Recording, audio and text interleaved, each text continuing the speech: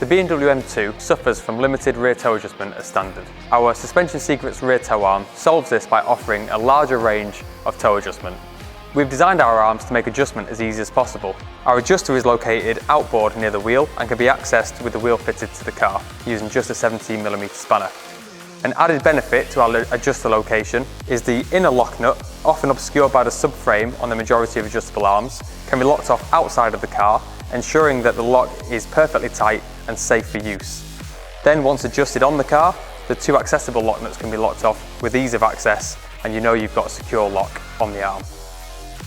The standard rear toe arm on the BMW M2 has a large rubber bush that during cornering can flex and manipulate the toe settings, which can cause instability at the rear end. Our rear toe arms feature a solid spherical bearing.